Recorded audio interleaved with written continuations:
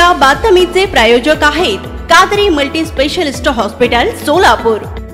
सोलापूर येथे तरुणाची गाडी अडवून चौघांनी अपहरण केलं व मोबाईलचे QR कोड स्कॅन करून 20,000 रुपये काढून घेतले आणि 2 तासांनी परत आणूनही सोडले।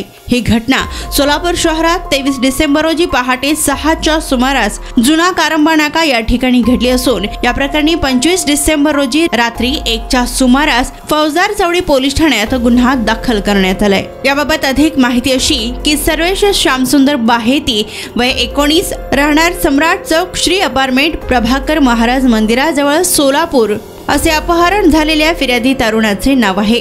तर हा फिर्यादी 23 डिसेंबर 2023 रोजी सकाळी 6 वाजताच्या सुमारास महेश सोसायटीच्या मागील बाजूस कारंबा नाकाजवळ असताना अनोळखी 4 इसमांनी फिर्यादीची ॲक्सेस मोटारसायकल अडवून जबरदस्तीने फिर्यादीस गाडीवर बसवून पुणे रोडने त्यास घेऊन गेले व फिर्यादीच्या मोबाईलमधील 20,000 रुपये त्याच्या मोबाईलचे QR कोड स्कॅन करून घेतले व फिर्यादीच्या वडिलांना फोन करून पैशांची मागणी केली व नाही दिले तर ठार मारण्याची धमकी दिली।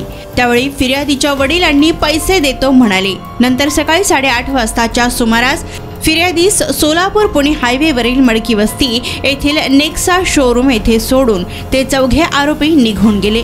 तर या प्रकरणाचा तपास सहाय्यक पोलीस निरीक्षक धायगुडे हे करीत आहेत।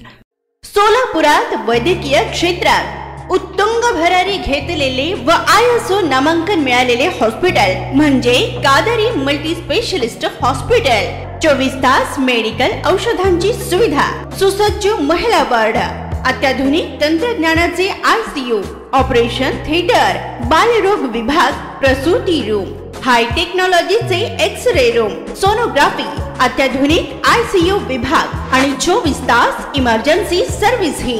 आमचा पत्ता प्लॉट नंबर 10 मजरेवाडी नई जिंदगी रोड अथर्व मंगल कार्यालयाजवळ सोलापूर।